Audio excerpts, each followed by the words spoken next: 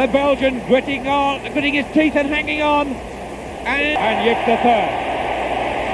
And a new world record and Finland's sixth victory in this grueling 10,000-meter event. Victory. In Olympic history, few moments feel like they're lifted straight from a movie. But in 1972, under the cloudy Munich skies, Walaza Virén created a scene that still leaves jaws on the floor. The Finnish distance runner wasn't just chasing a medal, he was chasing immortality. And somehow, after falling flat on the track and watching the pack disappear into the distance, he still rewrote the record books. It was the final of the 10,000 meters at the 1972 Munich Olympics. The atmosphere was tense, with elite competitors like Emil Puttermans, Dave Bedford, and Tunisia's Mohamed Gammoudi setting a blistering pace.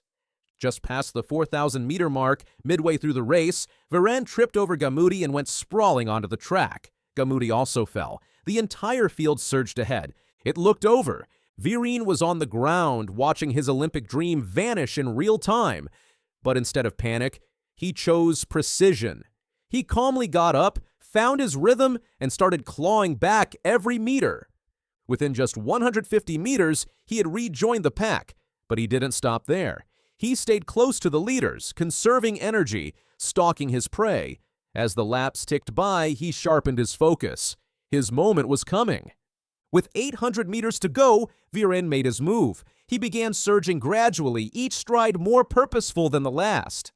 On the final lap, he dropped the hammer, running an insane 56.4 seconds for the last 400 meters. He overtook Puttermans, sprinted down the final straight, and crossed the line in 27 minutes, 38.35 seconds, a new world record. He fell mid-race. He came from behind, and he still broke a record that had stood for 7 years. The Olympic world had never seen anything like it. What could have been a tragic ending became one of the greatest comebacks in the history of sport. Lasarturi Virén was born on July 22, 1949 in Myrskala, Finland. Standing at 5 feet 11 inches and weighing just 132 pounds, he wasn't a physically imposing athlete. But his discipline was elite. His early running career began in the United States at Brigham Young University, but he returned to Finland and kept a low profile internationally. In 1971, he competed in the European Championships, but placed 7th in the 5,000 meters and 17th in the 10,000 meters. By most standards, he was barely on the radar. But that's where Virén was different. He wasn't chasing medals every season. He was building for the Olympics. In preparation for Munich, Virén trained at high altitude in Kenya, places like Thompson's Falls, putting himself through brutal solitary routines. He broke the 2-mile world record with a time of 8 minutes 14.0 seconds in Stockholm, and then clocked a 13 minutes 16.4 seconds national record in the 5,000 meters in Helsinki just weeks before the Games. These efforts built the momentum that carried him to Munich, ready to shock the world. When he arrived at the Olympics, he wasn't the favorite, but he was ready. Just a week after his 10,000-meter gold, Virén stepped onto the track again, this time in the 5,000-meter final. He was up against legends, Steve Prefontaine of the U.S., Mohamed Gammoudi looking for redemption, and Belgium's Puttermans hungry for revenge. The final 4 laps were electric. Gammoudi surged. Prefontaine tried to push the pace, but it was Virén who held on, waiting until the final 120 meters to strike. He unleashed a furious kick, sprinted past Gammoudi, and secured his second gold in 13 minutes 26.4 seconds. 2 races, 2 golds, 1 world record, all within 7 days. Part of Virén's brilliance lay in something called curve mathematics. He ran nearly every bend hugging the inside edge of lane 1, minimizing distance. It might seem like a minor tactic, but over 25 laps, it saved him over 40 meters compared to rivals like Prefontaine and Puttermans, who often drifted wide. This wasn't just speed, it was geometry, precision, and mental mastery. 4 years later, Virén returned to the Olympics in Montreal. Older, doubted again, and unstoppable. He repeated the double. He won the 10,000 meter, then took gold in the 5,000 meter, becoming the first man in history to win both events in consecutive Olympics. Even Mo Farah, who matched the feat in 2012 and 2016, recognized Virén's trailblazing achievement. In Montreal, Virén also entered the marathon, a grueling challenge he had never attempted before. Incredibly, he finished 5th with a time of 2 hours 13 minutes and 11 seconds, a remarkable debut by any standard. 4 Olympic golds, 1 5th-place marathon finish, and one hell of a legacy. After the 10,000-meter win in Montreal, Virén removed his shoes during the victory lap. The IOC briefly suspended him for allegedly showcasing logos, but the decision was overturned just 2 hours before the 5,000-meter final. The Finnish champion didn't flinch. He delivered another tactical masterclass, holding off legends like Brendan Foster and Dick Quacks with a final burst that would have placed him in the top 8 of the Olympic 1,500-meter final. In that race, the top 4 finished within 6 meters, a rare, electrifying finish that added another layer to Virén's lore. By 1980, Virén was nearing the end of his career. He made the 10,000-meter final in Moscow, finishing 5th. Injuries, poor training choices, and stiffened muscles had taken a toll. He also ran the marathon, but dropped out due to stomach issues. But even in that last Olympic appearance, Virén pushed the leaders until the final 300 meters. He may not have medaled, but he left everything on the track, just as he always had. Outside the Olympics, Virén won bronze at the 1974 European Championships in the 5,000 meters and broke multiple national and world records in the 2-mile and 5,000 meters. In 1974, despite recent leg surgery, he recorded 13:24.57 to take 3rd behind Brendan Foster. Later, he became a Finnish parliament member, serving from 1999 to 2007 and again from 2010 to 2011. In 2014, he was inducted into the IAAF Hall of Fame.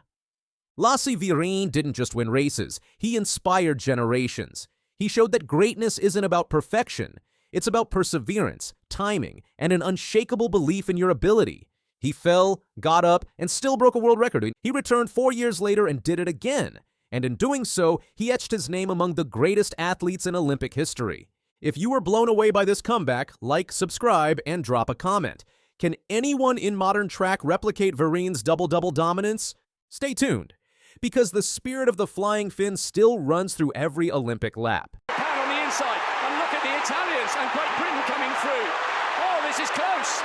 And it's de Grasse, Andre de Grasse. This is the story of Bayanda Walaza, a 19-year-old South African sprinter who shocked the world with his talent, but somehow hasn't gotten the attention he deserves.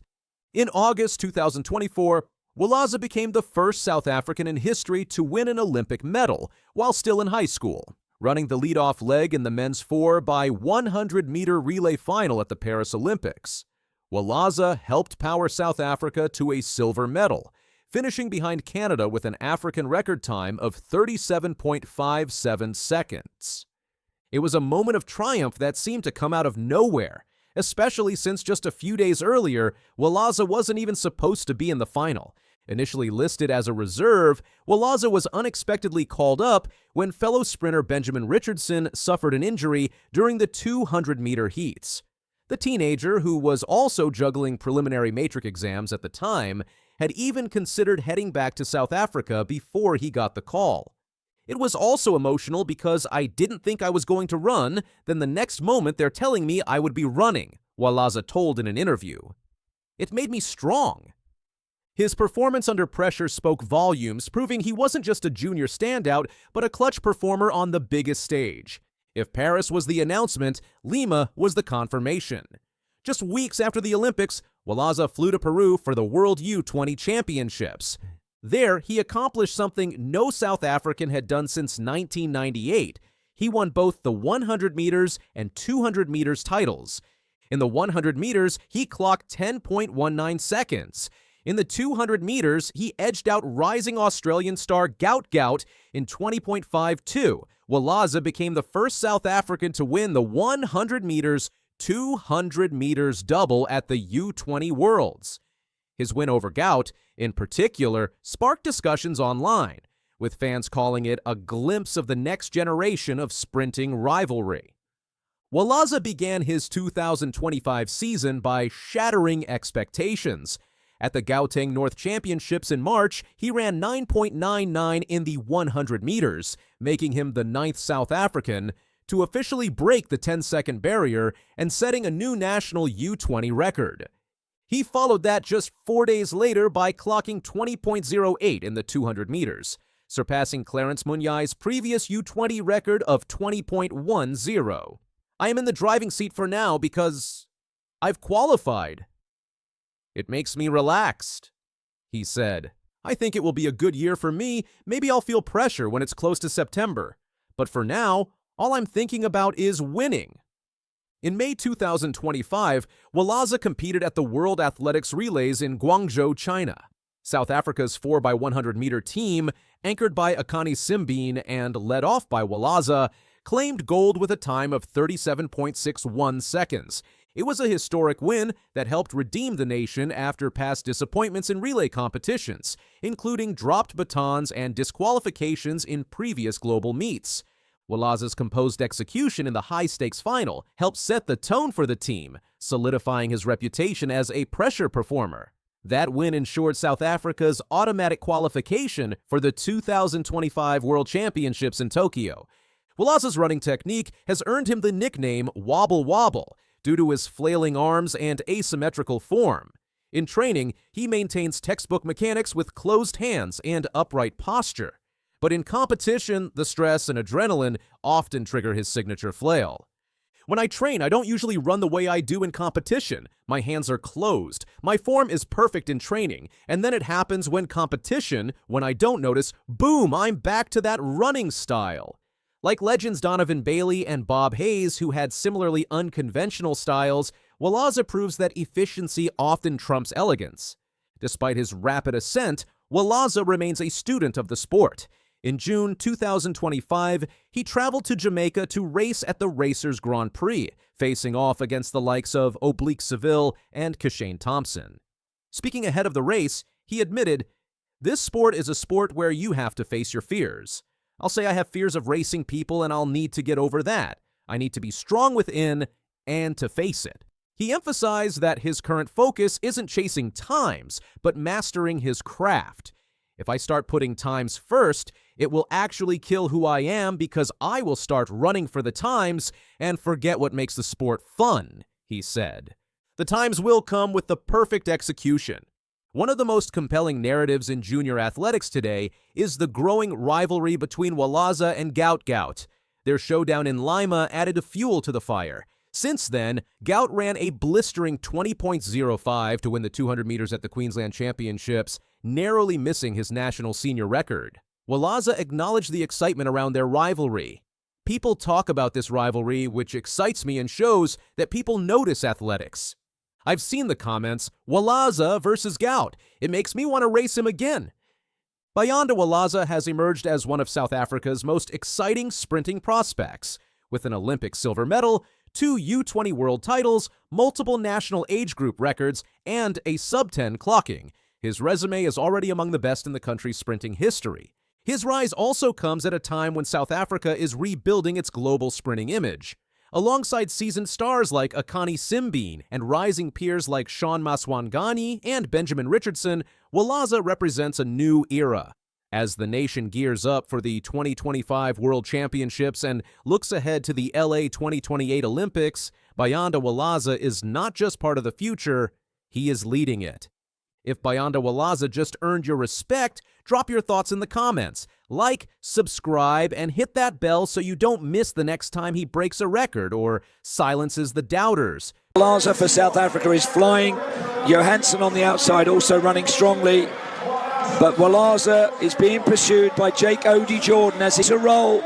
Just too late. It is the double for Bayanda Walaza. South Africa has a new name lighting up the track, and it's sending shockwaves through the sprinting world.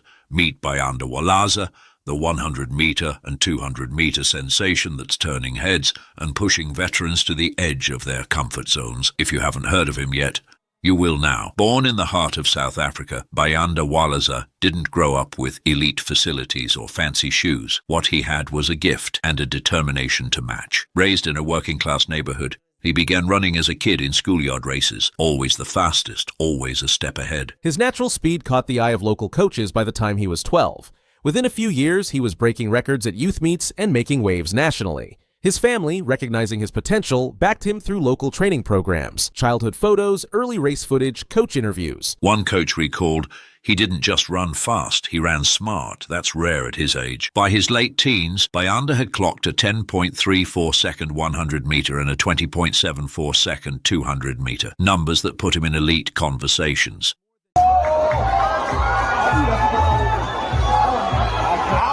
Walaza! Walaza! Walaza! Walaza! Walaza!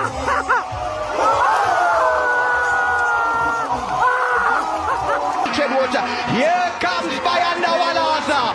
Walaza's going to win this one, and he does so. 20.09. Oh. In 2022, he stunned South African fans with a blistering 200-meter performance that caught the attention of scouts and international analysts. Just a year later, in 2023, he clocked a personal best of 10.19 seconds in the 100 meters. These weren't just fast times, they were statements. And with every race, Bayanda was proving he wasn't just promising, he was arriving. His performance at the South African National Championships drew standing ovations. Beating more experienced rivals, Bayanda claimed silver in the 200 meters with a time of 20.45 seconds and pushed the eventual winner to the very last meter. Just too late. It is the double for Bayanda Walaza. Gout gave a glimpse of why he is a name for the future. Speed doesn't come from nowhere. Bayanda's training is relentless. His weekly regimen includes explosive gym workouts focusing on strength and power development with deadlifts, sled pulls, and Olympic lifts. On the track, he sharpens his sprint mechanics with reaction drills and block starts to ensure he explodes out of the gate. To boost agility and coordination, he incorporates plyometrics and core sessions that include bounding, medicine ball routines, and hurdle hops. His recovery process is just as meticulous, involving protein-focused meals, strict hydration routines, regular massages, and physiotherapy to keep his body in peak condition. Bayanda trains under elite coaches in Pretoria, focusing not just on speed, but biomechanics. They analyze his every stride. His reaction time at the start has improved to under 0.14 seconds. He absorbs feedback instantly. That's what sets him apart. Bayanda made his international debut in 2023 at the African U20 Championships. He placed second in the 200 meters, narrowly missing gold but earning massive respect. In 2024, he shocked seasoned sprinters at the ASA Grand Prix, finishing first in the 100 meters ahead of Olympic veterans. Whispers turned into headlines. Who is this kid from South Africa? In one training camp, he reportedly outpaced 2 national team members. Word spread fast. A star wasn't just born. He was sprinting past expectations. Walaza for South Africa is flying. Johansson on the outside also running strongly. But Walaza is being pursued by Jake Odie Jordan as his nearest challenge. Off the track, Bayanda is described as humble, focused, and fiercely competitive.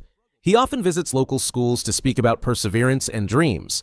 He's also known to crack jokes in the locker room and never forgets where he came from. That balance of focus and fun makes him a favorite among teammates and fans alike. His Instagram has grown steadily, showcasing his workouts, races, and motivational captions that resonate with young fans.